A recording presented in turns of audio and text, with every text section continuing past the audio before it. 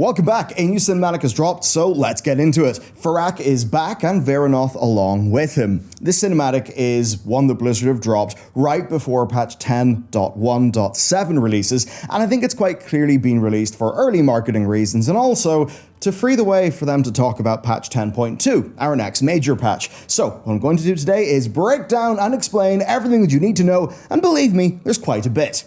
Very big picture then. We see Farak interrogating a green dragon. He wants into the Emerald Dream so he can get the world tree that's been growing there, and he clearly is wanting to dabble in more enhanced interrogation techniques, only for Veranoth to disagree, stop him, them to have a bit of a scuffle, and him to cool off a little and say that yes, he will find another way.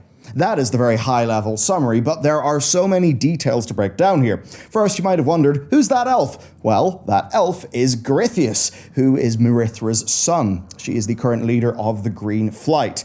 Yes, Ysera is kind of back as of patch 10.0's questing, however, she's not retaking her post as Aspect. And you'll have met that elf in your 10.0 questing. Next then, what is he hiding? I know not everybody did the relevant quest, and there is a little more than just that quest to understand. So, very big picture, right? Teldrassil was burned. Big mistake. Many night elves died. Tronda went rather far for vengeance. That led us through that whole storyline that culminated with her being granted this. This is the Sister's Tear, and it was given to her by Elune and the Winter Queen. This essentially seems to be like the Tear of Elune. Now, the Tear of Elune is one of the Pillars of Creation artifacts that we found during the Legion expansion, and that itself is kind of curious. The Tear of Elune back then unlocked Light's Heart. Light's Heart was the core of the Naru Zira, that's the Naru that Illidan would go on to blast. And it also contained a message from Turalyon. That's what, of course, led us to meeting the Army of the Light and the pretty insane end of the Legion expansion. Now, this is kind of odd. It was a Pillar of Creation, a Titan artifact. However, it was named after Elune. That's quite curious. Elune isn't a Titan. We would then later meet the Titan called Aeonar, who was hiding out on a world called Elunaria, which is also rather curious. Now, roughly at that time, Khadgar speculated, based on a book he found in Dalaran, that Elune actually created Zira. Yeah, Elune creating the Naru. Isn't that a bit of a crazy thing? Now, the Winter Queen is seen as Elune's sister, and we know that because she referred to Ysera as her sister's pet. Now, all of these connections are going back to things we've talked about in Legion, and they are kind of getting more clear. Anyway, we now see the Sister's Tear, this object of power made by both Elune and, of course, by the Winter Queen. This makes me then also think of Titans in the Tear of Elune. Like, why was Aeonar on Elunaria? Why is there a Pillar of Creation called the Tear of Elune, even though Elune isn't a Titan? And also, why don't you check out, the Collector's Edition merch? Look at that for our first game, The Pale Beyond. That's on store.bellular.games. How neat. To those other questions, Aeonar's full title is Life Binder. And oddly enough, that was also Alex Strasz's title, and maybe that will soon turn out to be the point. Aeonar binds life, controls it, and when in peril, she fled to Elunaria. Her Pillar of Creation was the Tear of Elune, so very clearly, yes, she was allied to Elune. And to me, this suggests that yes, Elune and the Titans worked together in the deep past. Now, per the Tauren mythological story, Eyes of the Earth Mother, Musha, which is the Tauren name for Elune, and Anche, basically travelled off through the beyond to fight the source of corruption, which clearly was, we think, Void. Now, this is not a tangent, okay? Let me cook. The whole deal of the Incarnates, right? Their motivation is to free the world, Azeroth, from the Titan's grasp. So why does going into the Emerald Dream to, squish a tree and steal a seed play a role in that plan? Well, if the Sister's Tear is anything like the Tear of Elune, then it obviously does have some sort of Titan link, or at the very least, a link to the Titan's plans.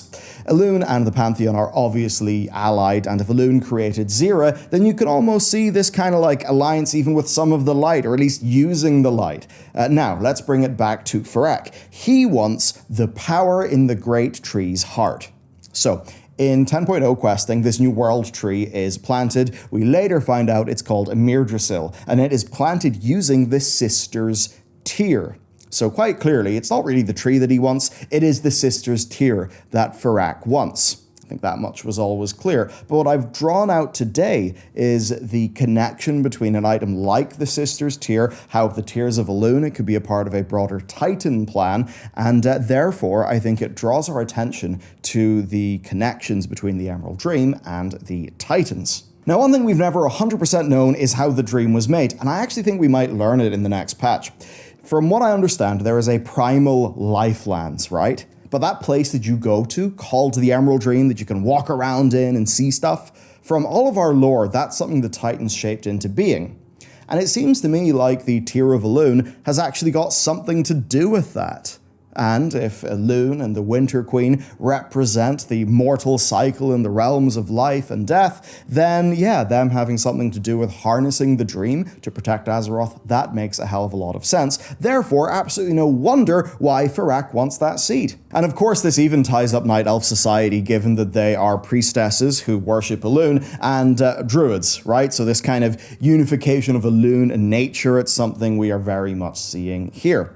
Okay, Farak then, he'll obviously gain power through the Sisters Tear, and through that he'll be able to weaken the Titans' hold on the world. Now, remember patch 10.0's Primalist future? Remember how it was all frozen? How did that happen? Well, here is Veranoth freezing a tree in the 10.1 introduction cinematic. Many would say that's foreshadowing. So if she freezes the tree in the dream, does that maybe spill out into the material plane? Maybe it does. Maybe she even does that to put out some calamitous, terrible fire that Farak starts. Who knows? Anyway, claim power, stop the Titans, whatever. That's what they want to do. However, I'd argue the far more interesting thing is the character interactions. Farak is obviously gloriously reveling in the chaos. He's magnetic to watch, and clearly he's getting out of hand. So much so that I'm fairly sure he will turn Veranoth to our side. And you don't need to look close. The more unhinged he gets, the more purple you see streaming out of his eyes, and that purple is Shadow Flame. In 10.1, Farak bursts into Zarlek Cavern, doesn't really give a toss about Aberrus, and goes straight for the Caldera, where he can basically infuse himself with Shadow Flame. Now, Shadow Flame is a mix of fire and void magic that was heavily studied by Neltharion in his laboratory called Aberrus. Now, it's extremely potent, right? But it's inherently deleterious to the mind. It sort of corrupts. When Sibelian got blasted with some Shadow Flame, before we saved him, it burned him, but it also started speaking to him. He started hearing more things. So, yes, it's exactly the kind of thing that happened that sort of hastened Neltharion's turn into the character we would come to know as Deathwing. So clearly then, it is exaggerating the more extreme parts of a person's personality. For Neltharion, it made him even more sort of cold and unhinged. In Farak's case, it's just making him even more of a total crackhead. Veranoth then, if you're not caught up on her, basically, we recently learnt that her and Alexstrasza were perhaps best friends, maybe a bit more, whatever, back in the day. However, Alexstrasza, in her position as queen, allowed the Titan forces to experiment on and infuse eggs with Order magic. And yeah, that led to irreconcilable differences. That much was made very clear in her recent conversation with Alexstrasza. Now, that conversation ended to the effect of Veranoth saying, you know what, now vengeance is all I've got left. But contrast that with what she says in this cinematic. How does she get Farak to snap out of it? She does that by reminding him of their true goal and purpose, to free the world from the Titan's influence.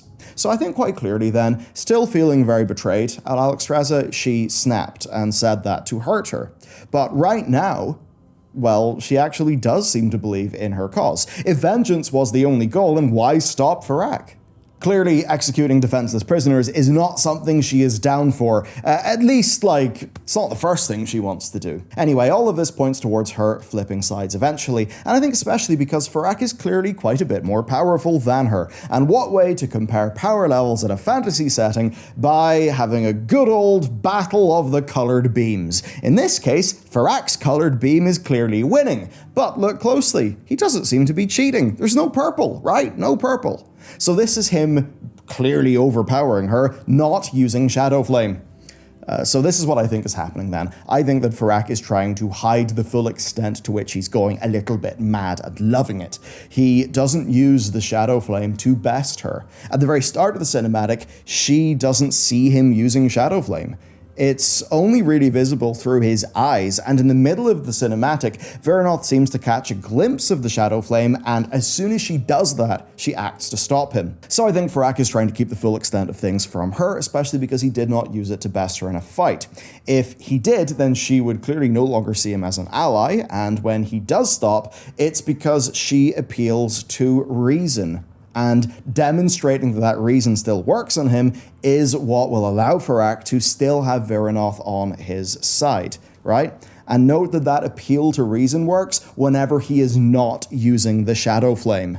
Much of him is still there, but the corrupting aspects of Shadow Flame clearly will be his end. And while at the end of the cinematic he does say ours, referring to the power they're going to claim, I think that if at that time his eyes were glowing purple, he very much would have said mine, because I think that's absolutely what the voice actor was going for. And that's where we're at. The Sisters tier is clearly part of an old accord between the Titans and their ally Elune, or at least they've made a new Tears of Elune, and we know the Tears of Elune was clearly used towards Titan ends. I suspect that Elune perhaps left her post to maybe aid the Titans in their broad mission, or to help, go along with the Titans to help, fight off chaos and all of that stuff. Maybe she saw the others in her realm as perhaps, being a bit of a stick in the mud about it all. I mean, why does Xal'atath call Elune an upstart goddess? Still one we're puzzling through. And yes, part of prying Azeroth from the Titan's grasp will be damaging the dream, severing the link. Who knows what exactly, but Titan fingerprints are all over life as we see it in the game. They're all over the Emerald Dream as well. And funnily enough, in patch 10.1.5's Time Rifts, we actually see that uncontrolled life actually defeats the Titans. So clearly an accord was reached with Elune who seems to be a character from the Pantheon of Life, and obviously Aeonar known as Life Binder, right? So whatever's going on there is key to our present situation, and I think it's stuff we'll learn quite soon. For some miscellaneous things to wrap us up, 10.1.7 sees us do Dream Surges, where we seemingly protect the Dream and kill Druids of the Flame, Druids who clearly have joined up with the Primalists and Farak for very obvious fiery reasons. Patch 10.2 then will be our Emerald Dream patch. This is the prologue to that patch. I think 10.2 will likely see us learn more about this early connection between Elune, the Titans, and the Dream. I think Farak will likely be the end boss of the patch, and that Veranoth will likely join us, or at the very least turn neutral. I think that she'll, in the very end of things, become the aspect of the primal dragons. After all, there is room for a 6th dragon atop Valdrakken. As for Iridikron, I think that Veranoth suspects something of him, but does not know how far he's going to go. And certainly based on her dialogue, she is not pro-Azeroth being voided and destroyed purely for vengeance, right? That's just not what she wants. So, 10.2, Farak is the main boss. Veranoth will probably be our enemy at the start, but perhaps not by the end. If she is disillusioned because of Farak, then the seeds of suspicion over Iridikron's methods that were planted by Alexstrasza will receive all the nutrients they need to flourish. And as a final note, I think the voicing here was excellent. I think the direction was excellent. I think this was a terrific cinematic, and based on where we were in the past with how villains were being treated in Warcraft, this is so much better. Very much gone are the days of the jailer. While I think narratively not all, of the wrong things have been righted, I do think that at the core, having compelling villains with compelling performances who are actually memorable and stand out, I actually think this expansion is doing a great job at that. So that is it for today's video. I'm going to have a real nice one for you tomorrow. And if you want to support what we're doing, you can check out store.bellular.games, where, hey man, art book for our game. Hell yeah. As well as other things. So, have a great day. See you next time.